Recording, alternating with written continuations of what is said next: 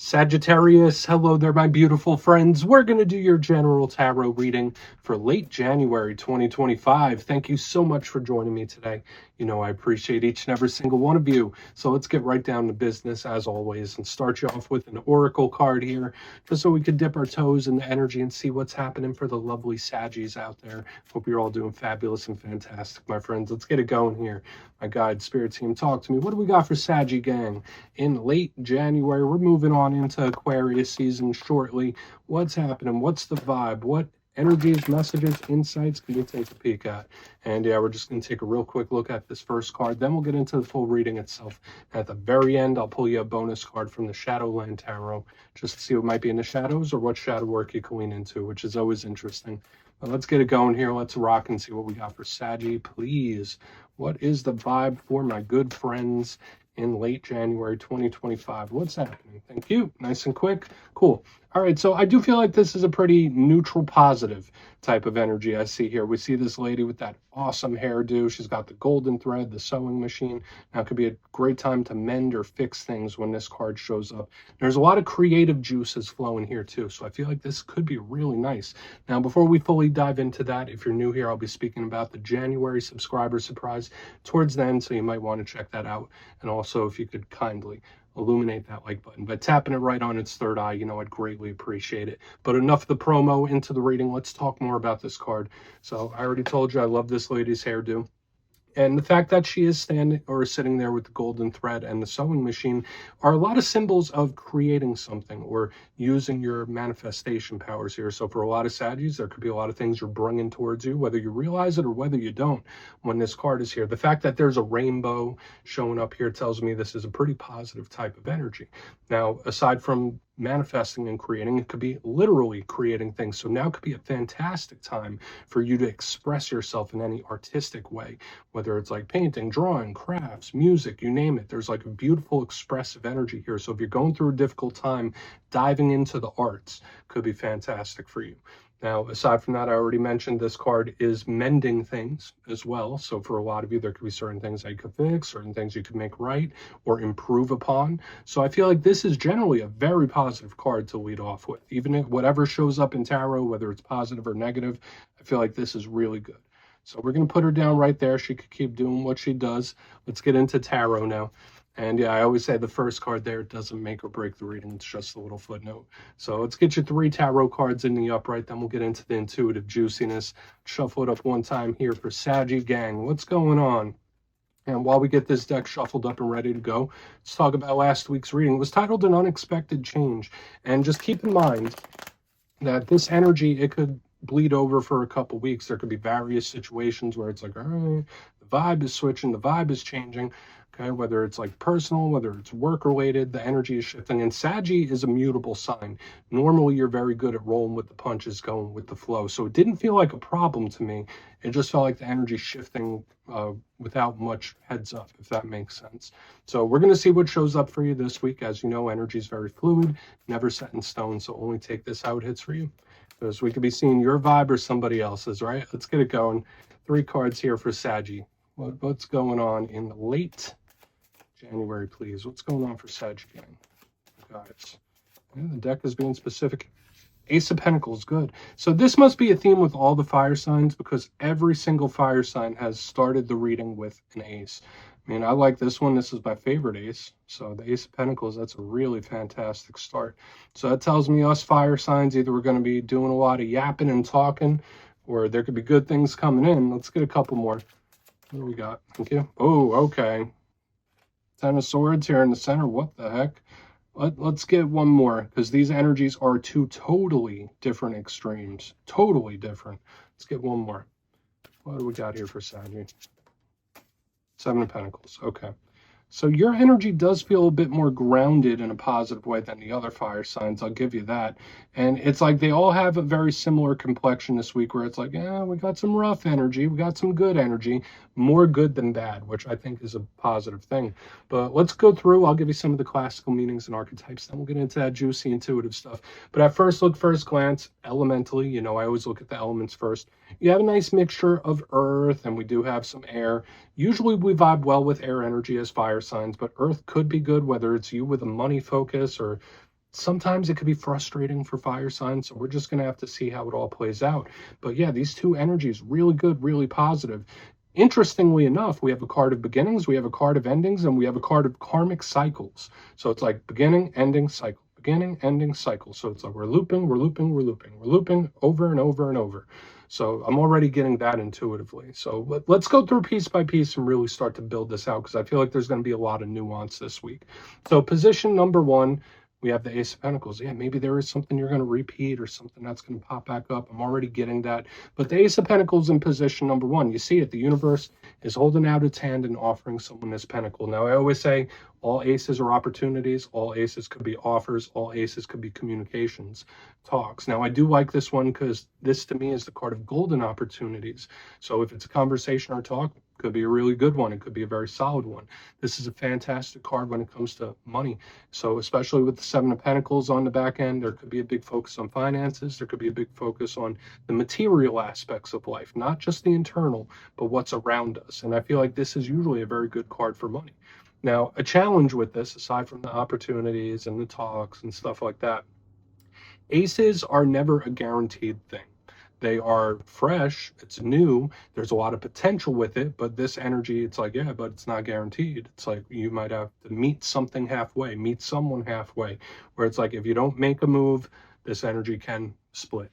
So that's the downside to this, where it's like it's not guaranteed. Like you need to meet the universe halfway when this card shows up. So we'll see what's up with that. Moving over, complete and total opposite. Whereas here on the front end, we have so much optimism with the Ace of Pentacles. We have the Ten of Swords, where this is like a bright new golden opportunity. The Ten of Swords is an issue, that's for sure, whether it's something that you're currently dealing with, whether it's something that is still lingering. The Ten of Swords represents pain. Now, I could sugarcoat this for you. I'm sure you don't want that, though. It depends. I mean, for those of you that watch tarot, you know what this card is. We see that person laying there with swords all up in them. This is a card of pain. This is a card of endings. This is a card that is not very comfortable. So be cautious in the coming days and weeks. Make sure you're moving cautiously. Whether this is something that's still sticking around or something that's coming up, this card could represent loss, it could represent betrayal and stuff like that too. But there's a silver lining. I always say every card has a positive, and even though this one could be so intense and problematic and can represent situations and stuff like that, the Ten of Swords to me tells me, all right, there's nowhere to go but up. So it's like, all right, well, something has gotten to a point where it's like, okay, now it should start improving, where it's devolved to a certain point where it's like, yeah, can't go any lower. Now time to go back up. So it's interesting. We have beginning, we have ending, and especially with what we have here on the back end that really reiterates it, because we have the Seven of Pentacles. Now, let me get this tucked in right here by the Ace of Pentacles.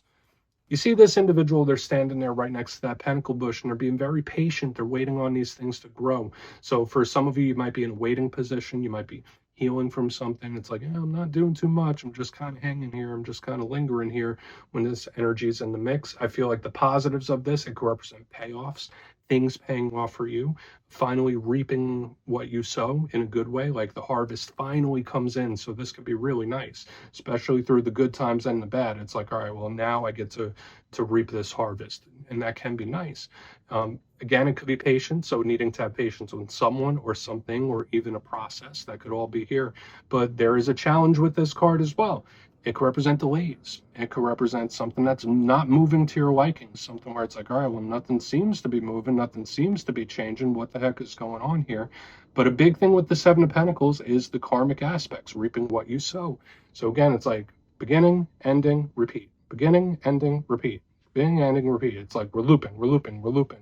So there could be various situations, I'm already feeling it, that might loop back on you. So I want to dive deeper on all of it. Let's jump in and clarify. Okay, let's get a good shuffle here for my Saggies. What is happening for my good friends? And yes, this is where I go intuitive with the message, which means I just tell you how it feels to me. So feel free to do further research or rely on your base knowledge of tarot, because as you know, every single reading is about the reader's interpretation, and I'm just giving you mine. Let's go in on that Ace of Pentacles. And yes, if you're a reader yourself, please feel free to play along. That's why the box is here. If you're feeling any messages you want to give to Saggy, you could drop it in the comments. I don't mind at all. Okay, Ace of Pentacles, what's happening? Why is that Ace of Pentacles here? Very specific, the cards. There we go. Thank you. Okay, Chariot in reverse. Yeah, again, this is an energy that loops back around. Okay, so whether this is talking with someone that you haven't talked to for a while.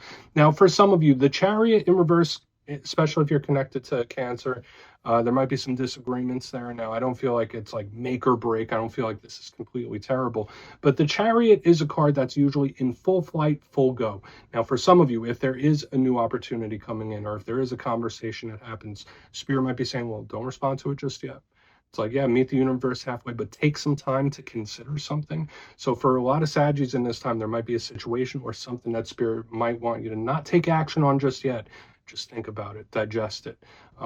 Another thing, though, with this Chariot in reverse, to me, it's looping back around. I've been having this energy nonstop.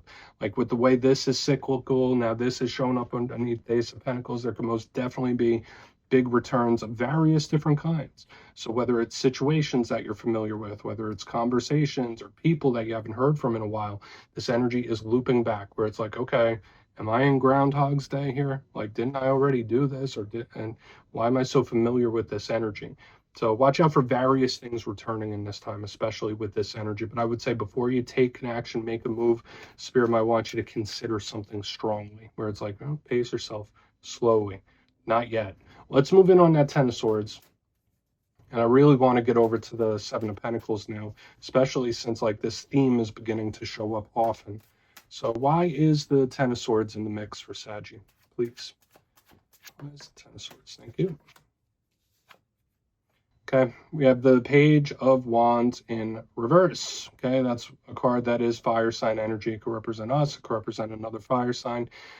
Usually a very fresh, new type of energy again. So it's like the total opposite of what we have going on here. It's like, okay, well, I can consider it, I could feed into it, or I could just not. Page of Wands in reverse is not making moves. It could also be pretty wild as well. So for some of you, if you haven't recently experienced an ending or a close of a chapter, because that could just be it here, especially with a card that could represent you, where it's like, no, this ending is still lingering. This, whatever this situation is to you, the energy is still lingering here for whatever reason. It could be a big ending, but I'm also getting this vibe. It's like, all right, do I feed into it or do I not? Do I start this? Do I just end it before it even gets off the ground? Because that's another energy I'm picking up here. Because this page, if it was in the upright, again, potential, it's communicating, it's talking. It didn't show up in the upright. It showed up in reverse. So it's like we're squashing something. We're squashing it like a bug before it even gets off the ground. So again, we have this very peculiar energy here, Saggy. I guess it depends on your situation. It depends on how you want to take it. If you haven't had any reading, endings recently, I'm not saying that's definitely coming in for you, but for a portion of you, it's like, you know what, not for me. There could be something that you squash before it even gets off the ground, or something where it's like it ends before it even begins. It didn't even get off the ground. Let's keep moving forward. So we have this bizarre energy, just back, forth, give, take, hot, cold, black, white. There's like all this energy that's balancing each other off. Let's go in on that Seven of Pentacles, and we'll do a quick recap before we get into the shadow. So why is that Seven of Pentacles here, please? Is it in the mix? Thank you. Yeah, Four of Cups in reverse. Someone that's like definitely in their head about something. Now, this could also represent someone eventually making a move or taking action, but for a lot of you, this card could be someone that's having some really pessimistic thoughts. Again, I'm not saying that to you. A lot of the Saggies I know are pretty lighthearted and very optimistic people, and they usually still see the silver linings of things, even the tough things. So I'm not saying this is most definitely you, but when I see the Seven of Pentacles with the Four of Cups in reverse, this is an energy that's like, is it ever going to happen? Is something ever going to happen? It's like there's a doubting going on here.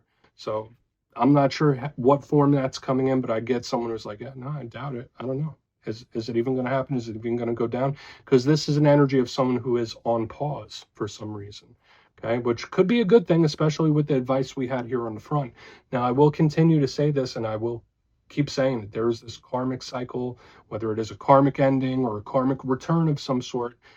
It's happening. Because if the Four was in the upright, I'd be like, yeah, well, maybe not yet. Maybe it might take a little while, but this showed up in reverse, which tells me like, no, it's in the move. The action is moving. The action is happening. So you have an intriguing mixture of stuff here this week, Saggy. I mean, your readings are usually pretty interesting to me. But let's go through and do a quick recap. Yeah, just watch the thought process, watch the mind state in this time. But if you kindly look in the box before we get into the shadows, position number one, we have the Ace of Pentacles with the Chariot in reverse. Now, like I said, in the main part of the spread, beginning, ending, karmic. So it's like loop, loop, loop.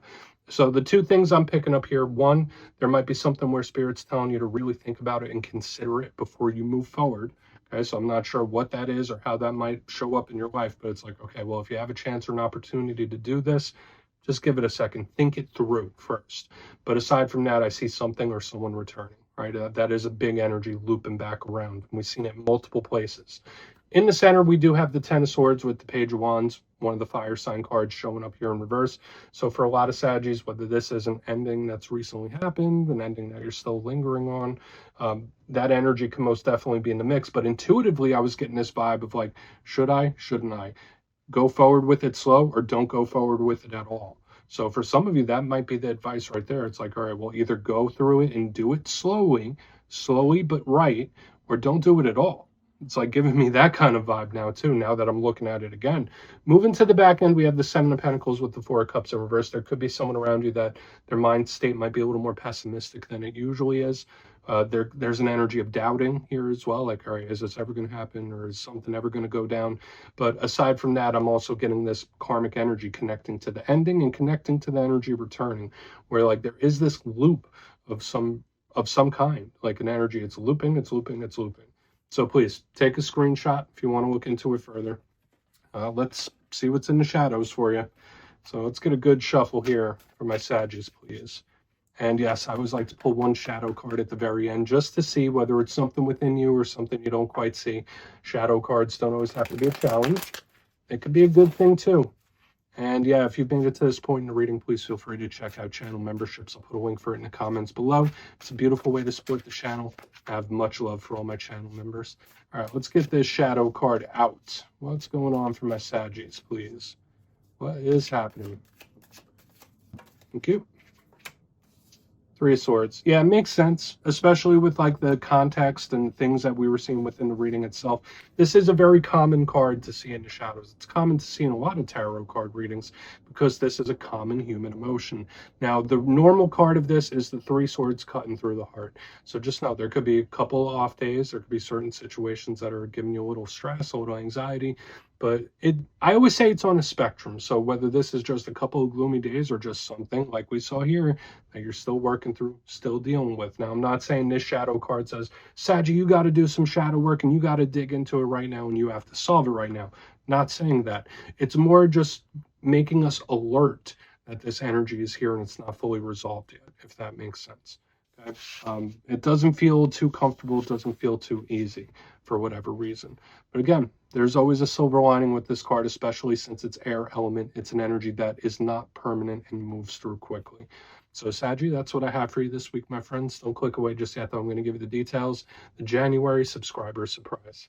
If you would like to get a personal reading from me and get a little forecast for what 2025 has in store for you, you can check out my website and digital calendar at mastermetaphysics.com to look for availability. But for the January subscriber surprise, we are once again giving away 3 copies of the beautiful Everyday Witches Tarot. It's one of my favorite decks. And if you'd like to get your name in for this, it's 2 simple things, as always, my friends. First, you must be subscribed. And second, let me know down in the comments, what is your main goal for the 2025 calendar year? You'll be entered to win. And at the end of the month, the winners will be announced in my community tab as usual, my friends. Much love, and I'll see you soon.